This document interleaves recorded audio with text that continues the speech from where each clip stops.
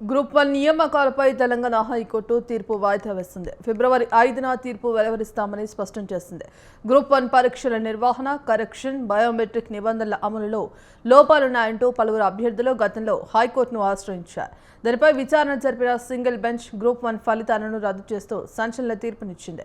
అంతేకాకుండా జవాబు పత్రాలను తిరిగి మూల్యాంకనం చేయాలని లేదా అవసరమైతే పరీక్షను మళ్లీ నిర్వహించాలని ఆదేశిస్తూ అప్పట్లో నియామకాలపై స్టే విధించింది. అనంతరం సింగిల్ బెంచ్ తీర్పును సవాల్ చేస్తూ టీజీపీఎస్సీ ఎంపికైన అభ్యర్థులు డివిజన్ బెంచ్లో అప్పీల్ చేశారు. ఈ క్రమంలోనే ప్రధాన న్యాయమూర్తి ధర్మాసనం సింగిల్ బెంచ్ ఇచ్చిన స్టేను ఎత్తివేస్తూ మధ్యంతర ఉత్తర్వులు జారీ చేశారు. దీంతో ప్రభుత్వం స్పందించి ఎంపికైన 562 మంది అభ్యర్థులకు నియామక పత్రాలను అందజేసింది.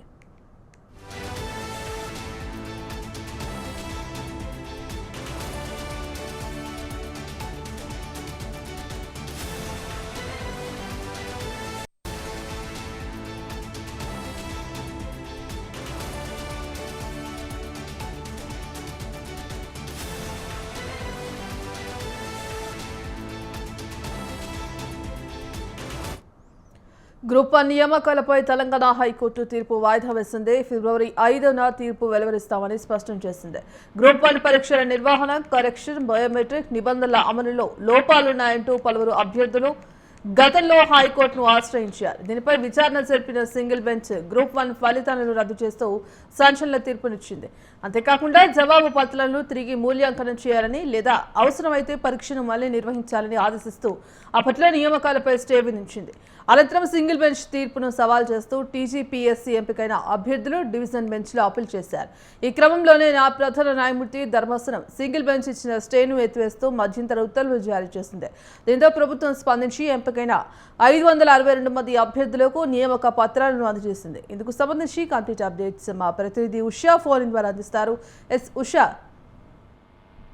భాగ్యశ్రీ, గ్రూప్ 1 నియామకాలపై ఇప్పటి వరకు కూడా వాయిదాల పర్వం కొనసాగుతూనే ఉంది. గ్రూప్ 1 నియామకాలపై తెలంగాణ హైకోర్టు మరోసారి ఫిబ్రవరి 5కి తీర్పునైతే వాయిదా వేసినట్టుగా అయితే తెలుస్తుంది. మొత్తం మీద కేసులకు సంబంధించి తీర్పు కాపీ ఇంకా సిద్ధం కాలేదని న్యాయమూర్తులు డివిజన్ బెంచ్ సమాచారం ఇచ్చింది. దీంతో ఫిబ్రవరి 5కి అయితే తీర్పు వాయిదా పడినట్టుగా అయితే తెలుస్తుంది.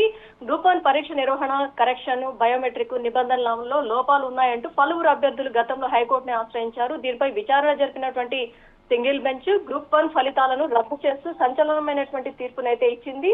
అంతేకాకుండా జవాబు పత్రాలను తిరిగి మూల్యాంకనం చేయాలని లేదా అవసరమైతే పరీక్షను మళ్లీ నిర్వహించాలని ఆదేశిస్తూ అప్పట్లో నియామకాలపై స్టే కూడా విధించిన సంగతి మనకు తెలిసింది. అనంతరం సింగిల్ బెంచ్ తీర్పును సవాల్ చేస్తూ Telangana public service commission TGPSC ఎంపికైనటువంటి అభ్యర్థులు ఎవరైతే ఉన్నారో డివిజన్ బెంచ్ లో అప్పీల్ చేసుకోవాలని కోరింది. ఈ క్రమంలోనే ప్రధాన న్యాయమూర్తి శ్రీజత్ ధర్మాసనం సింగిల్ బెంచ్ ఇచ్చినటువంటి స్టేను ఎత్తివేస్తూ మధ్యంతర ఉత్తర్వులను అయితే జారీ చేసింది. దీంతో ప్రభుత్వం వేగంగా స్పందించి ఎంపికైనటువంటి 562 మంది అభ్యర్థుల నియామకాల పత్రాలను అందజేసింది.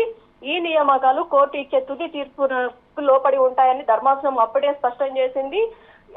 ఇప్పటికీ ఉద్యోగాల్లో చేరినటువంటి అభ్యర్థులు ఎవరెవరైతే ఉన్నారో నియామకాలకి సంబంధించి సుస్థిరం అవుతాయా, మూల్యాంకనం, బయోమెట్రిక్, ఓఎంఆర్ షీట్లపై వచ్చినటువంటి ఆరోపణలు ఏవేవైతే ఉన్నాయో కోర్టు పరిగణలోకి తీసుకుంటుందా అనే విషయం 562 మంది గ్రూప్ 2 అభ్యర్థుల భవితపై ముడిపడి ఉన్నట్టుగా అయితే తెలుస్తుంది. మరోసారి గ్రూప్ 2 అభ్యర్థులు ఎవరెవరైతే ఉన్నారో అర్హులైనటువంటి అభ్యర్థులందరూ కూడా నిరాశ పాలైనట్టుగా తెలుస్తుంది. మరోసారి ఇది మరి పోస్ట్ పోన్ అవుతూ ఫిబ్రవరి 5కి వాయిదా పడడంతో మరోసారి నిరాశకి గురైనట్టుగా అయితే తెలుస్తుంది. Bhagyashree. Right, thank you Usha.